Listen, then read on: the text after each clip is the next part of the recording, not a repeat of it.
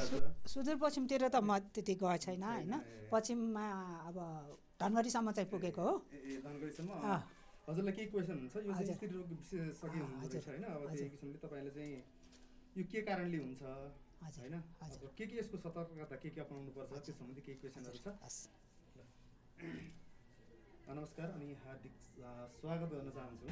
आज म यस मिरमिरे लघु वित्त वित्तीय संस्था लिमिटेड थानकोट शाखा र हली नेवा वित्तीय संस्थाले संयुक्त रूपमा आयोजना गरेको यही पुसको 9 र 10 गते आज अन्तिम दिन पनि छ, यो सम्बन्धी केही कुरा म डाक्टर स्त्री रोग विशेषज्ञ डाक्टर रसिला अमात्यज्यूसँग म केही कुरा गर्न सक्छु। स्वागत छ डाक्टर। धन्यवाद, नमस्ते। सन्चै हुनुहुन्छ? ठिकै छु। यो चाहिँ विशेष गरेर आज चाहिँ हामीले चाहिँ यो हली नेवा वित्तीय संस्था यो काठमाडौँ यो जुन थानकोटमा चन्द्रगिरी नगरपालिकाकै स्थानीय पनि छ यो संस्थाले चाहिँ आयोजना गरेको र यसमा चाहिँ मिरमिरे लघु वित्तले पनि अब र अनि नबिल सहकारी संस्थाले पनि केही चाहिँ सहयोग गरेर यो 9 र 10 गते हिजो र आज चाहिँ आज केही एउटा यो स्वास्थ्य सम्बन्धी एउटा चाहिँ अनि विशेष गरी स्त्री रोग सम्बन्धी चाहिँ अनि यो कार्यक्रम गर्ने भन्ने किसिमको भयो। अब हजुर विशेष गरेर चाहिँ अनि स्त्री रोग विशेषज्ञ हुनुहुन्छ होइन, यो काठमाडौँ पहिलो प्रश्न चाहिँ यो काठमाडौँमा यो चाहिँ स्त्री रोग मैले चाहिँ अपेक्षा नै नगरेको अवस्थामा चाहिँ कतिजना डाक्टर साहब कतिजना चाहिँ चेकअपको लागि आउनुभयो त यहाँ के हो यो ठाउँमा चाहिँ अब आज चाहिँ 6 जना जति भयो, हिजो चाहिँ 39 जना छ, तर हिजो जनरल पनि छ कि त्यो यो स्त्री रोगकोमा त मेरोमा अलग्गै आउँछ होइन, जनरल चाहिँ फेरि 30-40 जना जति नै छ। हिजो जनरलको डाक्टर पनि हुनुहुन्छ, आज पनि हुनुहुन्छ जनरलको डाक्टर पनि, तर मेरो चाहिँ हिजो 29 जना, अब आज 60 जना हुँदैछ। सकिनु पर्यो डाक्टर साहब। अनि यसमा चाहिँ अनि जटिल खालको चाहिँ समस्या कतिजनामा देखियो? अब हिजोदेखि आजसम्म चाहिँ मलाई एउटा खुसी के लागेको छ भने पर्सनल हाइजिन चाहिँ अलि राम्रो छ। अरू मैले त अब यो हली नेवा गुठीबाट चाहिँ धेरै टाढा चितलाङ टिस्टुङ पहिले त्यो फर्फिङ अनि पनौती सबै ठाउँमा गरिसकेको छु होइन, तर त्यहाँ भन्दा चाहिँ यहाँ चाहिँ त्यति जटिल अब हुन त केस नआएको पनि हुनसक्छ। अब क्याम्प सँगसँगै त्यो भयो नि त मेला भयो, मेलातिर मात्रै धेरै इन्गेज भयो जस्तो लाग्यो कि।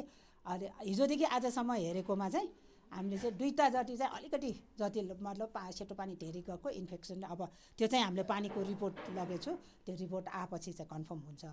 तर त्यति धेरै चाहिँ त्यसमा चाहिँ अब मासु पलाएको त्यस्तो हुन्छ कि त्यस्तो चाहिँ आजसम्म अहिलेसम्म चाहिँ भेटेको छैन। डाक्टर साहब यो पाठ्यघर सम्बन्धी मैले पनि नबुझेको कुरा आम दर्शकले पनि बुझ्छन् है, यो के समस्या हुँदो रहेछ कि त्यो पाठ्यघर भनेको के हो? हजुर, यसमा समस्या के हुँदो रहेछ, यसलाई बचाउन के गर्नुपर्दो रहेछ? धेरै राम्रो प्रश्न सोध्नुभयो। पाठ्यघर भनेको हाम्रो एउटा स्त्रीहरूमा हुने एउटा एकदम अभिन्न अङ्ग हो। यसले यो पाठ्यघर बिना चाहिँ अब धेरै संसारै पाठ्यघरकै उसमा छ, किनभने पाठ्यघरकै भएको पछि नै हो हामीले बच्चाहरू गर्भ हुने होइन, बच्चा जन्मिने भनेपछि त दोस्रो संसारै देखिने। अब यो चाहिँ हाम्रो स्त्रीमा चाहिँ हुने नै भयो, यो चाहिँ प्राकृतिकै रूपले। अब कसैको नहुने पनि हुन्छ, फेरि सबैको हुन्छ भन्ने छैन। त्यो चाहिँ अहिलेसम्ममा त्यस्तो हामीले थाहा पाउने गरिकन अब ठुल्ठुलो उसमा रिसर्च चाहिँ गरेको छैन होइन। 1-2 जनाको चाहिँ मैले पनि भिडियो गर्दाखेरि पाठ्यघर नभएकोहरू, पहिले म धारिङमा 10 वर्ष बसेछु, त्यो बेला पनि एउटा केस चाहिँ देखेको। अनि कन्फर्म गर्न अब हामीले अब त्यहाँ त अब गाउँमा सानो भिडियोमा हेर्ने बित्तिकै छैन भन्न मिलेन, कन्फर्म गर्न हामीले काठमाडौँ पठाएको छु। अब त्यो त पछि फर्केर आएन, त्यो छ। अब त्यसको रोगको विषय भन्नुभयो होइन, रोग भनेको त्यो चाहिँ अब पाठ्यघरमा धेरै किसिमको रोग हुन्छ कि।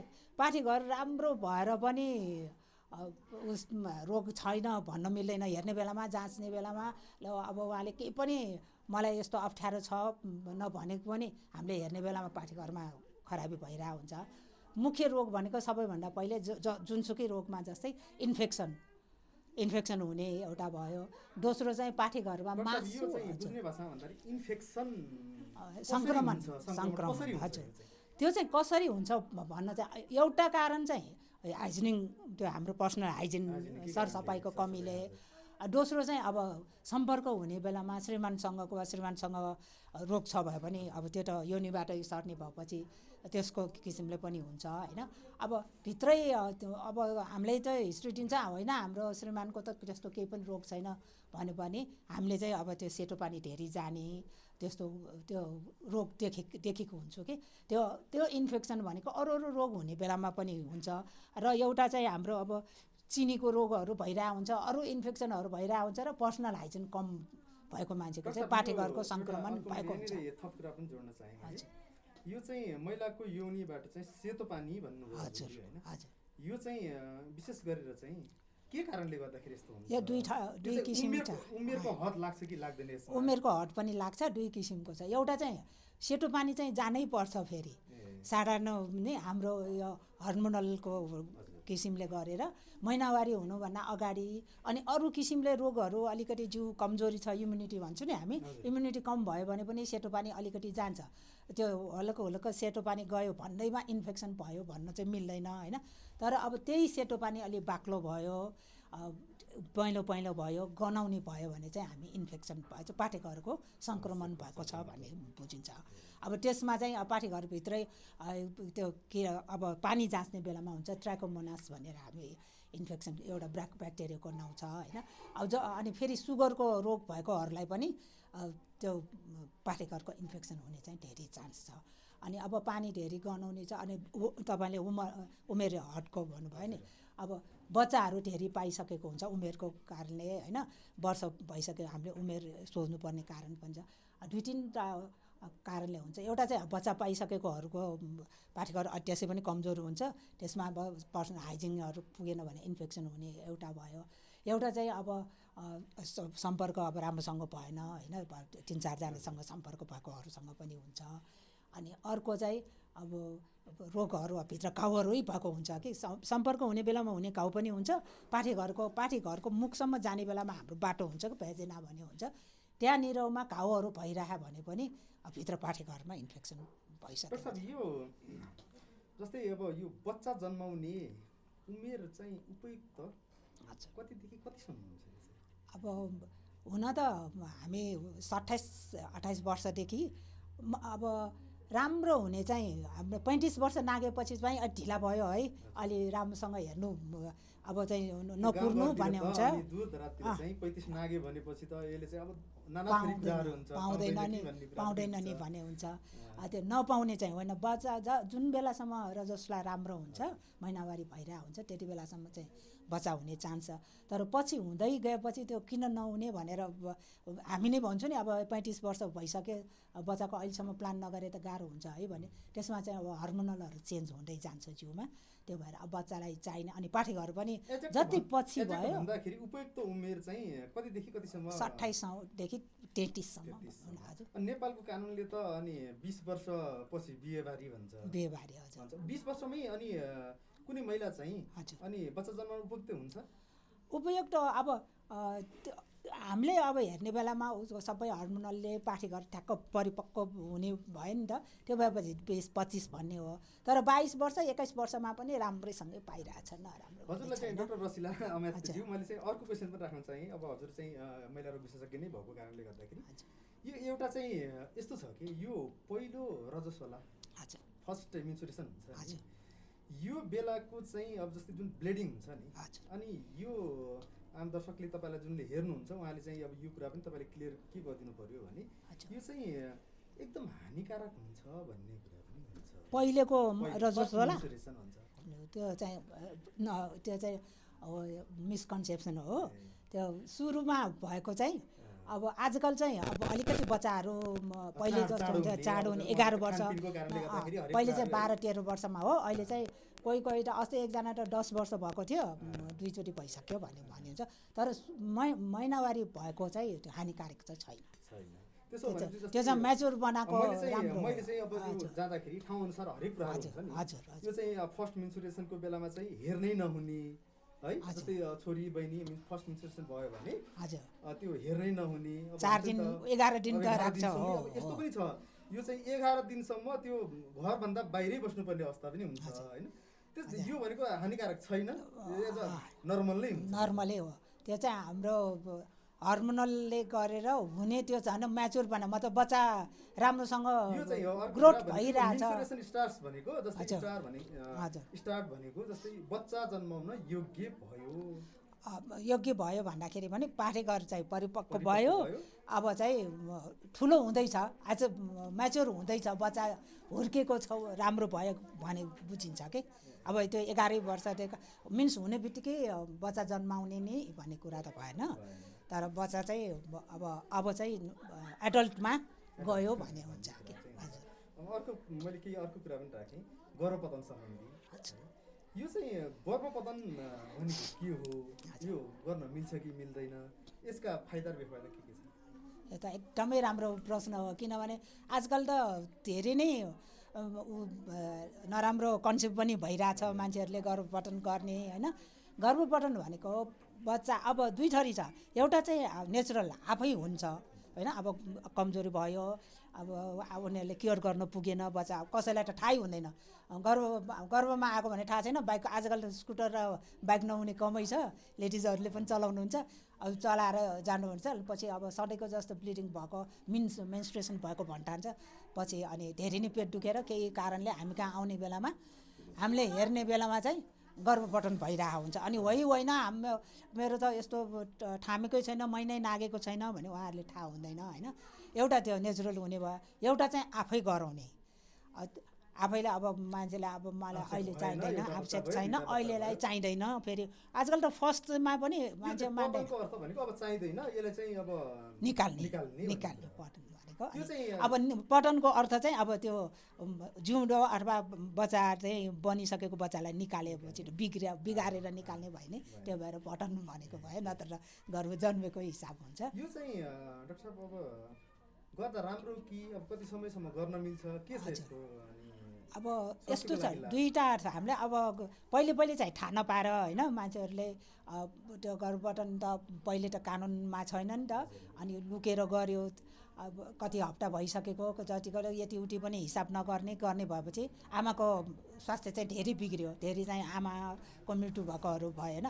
त्यो भएर अहिले चाहिँ हाम्रो नेपाल सरकारले नै 6 हप्ता गर्भ बसेदेखि 12 हप्तासम्मलाई चाहिँ आमाको इच्छा लिएर, आमा बुवा दुईजनाको, त्यसमा पनि आमाको मेन बुवा चाहिँ आमाको मन्जुर लिएर चाहिँ सरकारले नै 12 हप्तासम्मको चाहिँ गर्भपतन गराउने चाहिँ अधिकार हाम्रो 3 महिना ठ्याक्कै 12 हप्ताको 2-3 दिन नागेपछि चाहिँ। अनि 14 हप्ता 18 हप्तासम्म चाहिँ गर्ने चाहिँ 5वटा क्राइटेरिया दिएछ। एकदमै क्रोनिक डिजिजहरू भएको होइन, एकदम पुरानो रोग भएको, उसले सम्हाल्न नसक्ने, एउटा हार्ट कर्नी भएको होइन, हार्ट नाटा कर्नी भएको, एउटा चाहिँ अब क्यान्सरहरू रोगहरू भइदियो, त्यस्तो भयो, निको दीर्घकालीन रोगहरू भयो भने, र एउटा चाहिँ एकदमै अब पाल्नै नसक्ने, अब केही छँदै छैन भने भयो भने चाहिँ त्यो 4वटा पोइन्ट पुरा फार्ममा भेट्यो भने चाहिँ 18 हप्तासम्म गर्न पाउँछ। 12 हप्तासम्म चाहिँ आमाको मात्रै मन्जुरी लिएर गर्न पाउँछ होइन। अनि अब गरेर फाइदा र बेफाइदाको हिसाब भयो होइन। यसमा डाक्टर साहब मैले हजुरसँग कुरा गरेँ, मैले पनि बुझेको भनेको जस्तै यो चाहिँ गर्भपतन सकभर नगर्दा नै राम्रो होइन। अनावश्यक रूपमा चाहिँ अब कुनै प्रोटोकलहरू चाहिँ प्रयोग भएर चाहिँ नगरेकै राम्रो। अनि आमाको स्वास्थ्यको लागि चाहिँ यो त्यति फाइदाजनक छैन जस्तो हजुरको कुराबाट त्यस्तै लाग्यो। डाक्टर अर्को कुरा एउटा मैले अहिले चाहिँ यो एकदम खतरै क्वेसन पनि हुनसक्छ, यो भर्जिनिटी भन्छ कि हजुरले अघि साइकलको कुरा गर्नुभयो। हजुर। यो चाहिँ जस्तै अहिले यो आम युवाहरूमा यो भर्जिनिटीको कुराहरू हुन्छ। यो चाहिँ जस्तै हुन्छ नि त, यो भर्जिनिटीलाई चाहिँ अब जस्तै अब आफ्टर म्यारिड अब हुन्छ नि त, त्योभन्दा पूर्व बिफोर अब भएको भन्ने कुराहरू हुन्छ। यो भर्जिनिटीलाई चाहिँ यति भन्ने गर्छन् नि, यो साँचो हुन्छ र? अब पुरा भएको भए चाहिँ होइन, एकदमै पहिले चाहिँ भर्जिनिटीको एउटा सानो मेम्ब्रेन हुन्छ क्या हाम्रो भेजिनाको र त्यो सर्भिसको बिचमा। अब भर्जिनिटीको अर्थ त्यो मेम्ब्रेन रप्चर भएको छैन, त्यो भयो चाहिँ त्यो भर्जिन भयो होइन। अब होइन, अब त्यो रप्चर भइसक्यो भने चाहिँ अब युज भइसकेको भयो भने हुन्छ। अनि त्यो भएको र नभएको थाहा हुने चाहिँ ब्लिडिङले होइन त्यो भने त्यो हो भन्छ नि ब्लिडिङ फर्स्ट अनि बेला ब्लिडिङ ब्लिडिङ हुन्छ भन्ने कुरा नि ब्लिडिङ र दुखाइ हुन्छ तर आजकल चाहिँ के कन्सेप्ट भयो भने अब त्यही हो हेभी कामहरू गर्ने मोटरसाइकल चलाउने साइकल चलाउने घरि बोक्यो भने अनि साइकल अब चलायो भने, एक्सर्साइजहरू भयो अब जिमहरू जिमहरू जाने गयो हुन्छ भने। भयो अनि त्यो भएपछि त्यही बेला भइसकेको Automatically हुन्छ अब त्यो, अटोमेटिक भइसकेको हुन्छ होइन अनि त्यो भएर कन्फर्मसँग भन्न नसक्ने कारण चाहिँ त्यो हो ए एकदम राम्रो डाक्टर रसिला अमात्यज्यू काठमाडौँ छोडेर बाहिर जानु भएको छ म त धेरै ठाउँमा कहाँ गएछु जानुभएको हजुर म चाहिँ अब मेडिकल अफिसरै हुँदाखेरि नै म सिधै सरलाई गएको थिएँ अनि म त फेरि सर्टिफिकेटदेखि हेल्थ एसिस्टेन्टदेखि नै उसमा हो मेडिकल लाइनमा भयो त्यही भएर यो चाहिँ हुँदाखेरि नै विराटनगर हस्पिटल 15-17 महिना इमर्जेन्सी चलाएर आएँ त्यो पछि वीरगञ्ज हस्पिटल धेरै टाढा हेल्थ पोस्टहरूमा चाहिँ गएन तर हस्पिटलहरू चाहिँ चितवनको हस्पिटल पनि गरेछु तर धेरै गरेको चाहिँ वीरगञ्ज विराटनगर भयो त्यो पछि अनि मेडिकल पढेँ अनि एमबिबिएस पढेँ एमबिबिएस पढ्ने बित्तिकै चाहिँ मैले चाहिँ पिएससी सर्लाहीको पिएससी हरिपुर भन्ने ठाउँमा 5-4 वर्ष पुऱ्याएर हरिपुरको अनि मलङ हरिपुर मात्रै हरिपुर अर्कै छ फेरि हरिपुरै भनेर बिचमा नवलपुर र मलङ्गाको हस्पिटलको बिचमा छ त्यो पिएससीको चाहिँ हाकिमै भएर गएको अनि मलङ्गामा फेरि डक्टरै नभएर मलङ्गा हस्पिटल पनि मैले 15 महिना चलाएको छु डाक्टर अमात्यज्यू मधेसमा त महिलाहरू चाहिँ घर बाहिरै निस्किँदैन नि त अनि त्यो के फरक पाउनुभयो त मधेसमा हजुर महिला चाहिँ बाहिरै आउँदैन घर बाहिरै निस्कन मिल्दैन हजुर अनि त्यो बेलामा चाहिँ स्वास्थ्य समस्याले ग्रसित हुँदाखेरि कसरी तपाईँहरूसँग प्रस्तुत हुनुहुन्छ अनि अब त्यो आउन त मान्दैन तर अब मै बसेको ठाउँमा चाहिँ अलिकति त्यो अब हेल्थ एजुकेसनहरू पुग्यो होला जनस्वास्थ्यकोबाट जान्छ कि त्यस्तो जनस्वास्थ्यको मेन अफिसरको त्यहाँ प्रिभेन्टिभतिर चाहिँ त्यो खबरहरू गइरहेको हुन्छ अनि त्यो भएर आउन त म बसेको ठाउँमा त अझ चौधरी ग्रुप धेरै अनि आउनलाई त आउँछ तर त्यही हो केटी मान्छेले नै हेर्नुपर्ने अर्को कोही भयो भने चाहिँ नदेखाउने होइन अनि हिस्ट्रीको भरमा औषधि देऊ भन्छ जाँच्न चाहिँ पल्टिन र त्यो चाहिँ नमान्ने हो होइन त्यो ब्रेस्टहरू पनि हेर्न दिँदैन तर मैले चाहिँ अब फकाइ त्यो सम्झाएर चाहिँ हेर्ने गरेछु अरू म बसेको बेलामा चाहिँ हेर्छु केटाहरूलाई देखाउन चाहिँ अलिकति मान्दैन अनि पुरै घुँघटमा हुन्छ त्यहाँ उहाँ मैले एउटा प्रोजेक्ट पनि गरेछु कि त्यो बेला अनि घर घरैमा जाने सुत्केरी र प्रेग्नेन्टहरूलाई हेर्न जाने हस्बेन्ड अगाडि नभइकन हामीलाई उहाँहरूले छुन दिन दिँदैन डाक्टर अमात्यज्यू अब यो तपाईँलाई चाहिँ नेपालको कुनै दूर दराजमा जहाँ चाहिँ त्यो स्त्री रोग विशेषज्ञ डक्टरै हुँदैन त्यो ठाउँमा तपाईँलाई चाहिँ इन्भाइट गरियो भने तपाईँको उपस्थिति हुन्छ गएर मैले धादिङ हस्पिटलमै म जाने बेला स्त्री रोगको विशेषज्ञ स्त्री रोगकै डक्टरै हुनुहुन्न थियो अनि मैले त्यहाँ गएर हस्पिटलको मेसु डाइरेक्टर पनि मै भएँ र अनि त्यसमा चाहिँ अनि स्त्री रोग सम्बन्धी पनि मै भएँ 60 वर्ष पुरा चलाएर आएको त्यहीँबाट रिटायर भएर आएको त्यहाँ चाहिँ बसेको चाहिँ होइन त्यो यस्तो प्रोजेक्ट एउटा सानो लिएर बच्चाहरूको विषयमा चाहिँ बच्चाहरूको त्यो भर्खर जन्मेको बच्चाहरूको मोर्टालिटी चाहिँ कसरी घटाउने मृत्यु दर कसरी घटाउने भने मैले मेडिकल अफिसर भइसकेपछि फेरि बच्चाको विषयमा पनि 8 वर्षसम्म काम गरेछु कि ठापठाली हस्पिटलमा यो अहिले चिसोको समय छ बच्चालाई आगोमा सेक्न र तोरीको तेल लगाउनु उपयुक्त हुन्छ या हुँदैन सेक्न त हुन्छ तर अब धेरै पोल्ने गरे सेक्न त हुन्छ सेक्न हुन्छ अब फुलै पोल्ने गरिकन भन्नु होइन तोरीको तेल पनि हुन्छ मान्छेहरूले त्यो हजुर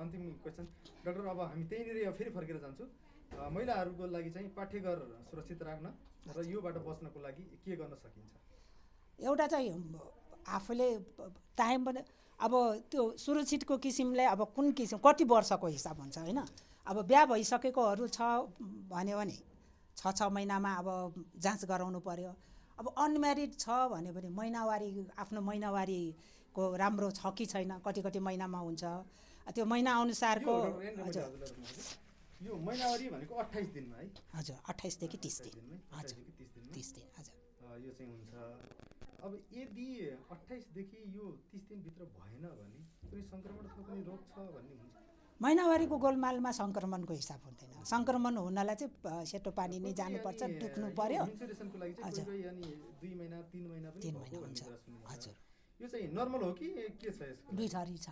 एउटा चाहिँ नर्मल भर्खरको अब 12-13 वर्षमा सुरु भयो, अनि 1-2 महिना राम्रोसँग भयो, पछि चाहिँ 2-3 महिनाको ग्याप भयो भने चाहिँ त्यो त्यति डराउनु पर्दैन। त्यो किन भयो भने चाहिँ हामीलाई मिन्सलाई हुनुपर्ने इस्ट्रोजेन र प्रोजेस्टेरोन भन्ने हर्मोनल हुन्छ, त्यो चाहिँ अब त्यो त हेल्थै आफ्नो शरीरैबाट प्रडक्ट हुनुपर्ने, त्यो चाहिँ राम्रोसँग भएको हुँदैन म्याच्योर नभएसम्म होइन। अनि त्यो भएको भएर त्यसमा चाहिँ हामी त्यति डराउनु पर्दैन। तर त्यस्तो छैन, अब त्यो त नर्मली हो भनेर बस्नु हुँदैन। फेरि 2-3 महिनाको डिफ्रेन्स हुने भनेको अब एज हुँदै गयो, महिनावारी गोलमाल भयो भने 2 थरीको रोग हुन्छ। एउटा चाहिँ इस्ट्रोजेन प्रोजेस्टेरोन निक्लिनु पर्ने ठाउँमा, मतलब महिनावारी हुने हर्मोनलको चाहिँ निस्किने, अन्डाबाट निस्किने, त्यो अन्डामा केही रोग लाग्यो भने चाहिँ त्यो हुँदैन महिनावारी। त्यो 3-4 महिनाको डिफ्रेन्समा हुन्छ अथवा हुँदैन। अनि त्यो भने फेरि दुख्ने सुख्ने केही होइन, त्यो भएर थाहा हुँदैन मान्छेलाई, केही पनि होइन भनेर बस्छ। त्यो भएर हामीले जाँच गर्नुपर्छ। अनि त्यसमा पानीको फोको हुन्छ, पानीको फोको हुन्छ। त्यो फोको कसैको एउटै मात्रै हुन्छ, सिम्पल हुन्छ, कसैको चाहिँ त्यसैमा पानीको फोकोमा पनि रौँ जस्तो हुन्छ, भित्र मात्र कम्प्लिकेटेड हुन्छ कि त्यस्तो भएकोलाई चाहिँ त्यो त रोग भयो, त्यसलाई चाहिँ ट्रिटमेन्ट गर्नु पर्यो। त्यो जानै पर्यो। नियमित 28 दिनसम्म भएन, 35 दिनसम्ममा पनि 35 दिनसम्मलाई हामी नर्मल मान्छौँ। 5 दिन अगाडि 5 दिन पछाडिलाई हामी नर्मलै मान्छौँ। हुन्छ डाक्टर मातृज्यू, मैले फेरि यहीँ जोड्न चाहेँ, यो चाहिँ अब पाठेघर सुरक्षितको लागि चाहिँ केही चाहिँ टिप्सहरू बुझाएको रूपमा चाहिँ कसरी बचाउन सकिन्छ यो बारेमा केही भनिदिनु न। सुरुमा चाहिँ अब महिनावारीको आफ्नो हेर्नु पर्यो, अलिकति महिनावारी गोलमाल छ, अब गडबडी जस्तो लाग्यो भने चाहिँ एउटा सम्पर्क डक्टरसँग कन्सल्ट गर्ने भयो। दोस्रो चाहिँ अब सेतो पानी गयो होइन, सेतो पानी गयो, महिनावारीमा पनि बिचबिचमा रगत गइराख्यो, महिनावारी चाहिँ महिनामा हुने तर बिचमा अलिअलि रगत गइराख्यो भने पनि रोग हो, मान्छेले थाहा हुँदैन, त्यो भित्र त मासु नै पलाएको हुन्छ। अनि अर्को चाहिँ पाठेघर महिनावारीमा आफूले हेर्नुपर्ने, कोही कोहीले चाहिँ महिनामा 2 चोटि चाहिँ हजुर मेन्स्ट्रुएसन भयो भन्ने पनि सुनिन्छ। त्यो 2 चोटि हुने त्यही नै पर्छ। 2 चोटि हुने चाहिँ भित्र मासु पलाएको हुन्छ।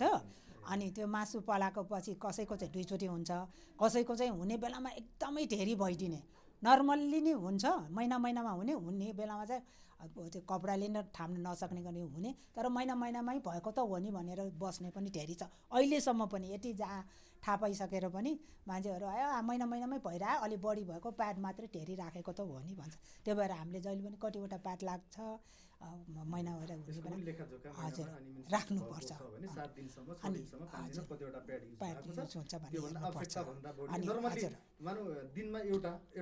एउटादेखि 3टासम्म भयो भने त्यो सङ्क्रमण भित्र पाठेघर खराब भएछ, केही भएछ, अब खराबी नै भन्न त मिलेन होइन। अनि अर्को चाहिँ अनि मुख्य चाहिँ आजकल सबैलाई थाहा भएको त्यो सेतो पानी जाने, सेतो पानी धेरै गयो मिन्स भएको जस्तै गयो र गनाउने गयो, पानी मात्रै गयो र सिम्पल पानी मात्रै गयो भने त्यति डराउनु पर्दैन। अनि गनाउने पानी त्यसमा पिप जस्तो मिसिएर र रगत मिसिएर गयो भने चाहिँ डराउनै पर्ने छ। त्यो सेतो पानीमा अलिक भएको हुन्छ। अनि स्वास्थ्य डाक्टर स्टाफसँग चाहिँ अनि रोग विशेषज्ञसँगै भेट्नै पर्छ। हुन्छ डाक्टर रसिला मातृज्यूसँग एउटा यो चाहिँ कुराकानी गऱ्यौँ, यसको लागि चाहिँ हामी उहाँलाई धेरै धेरै धन्यवाद छ। नमस्ते।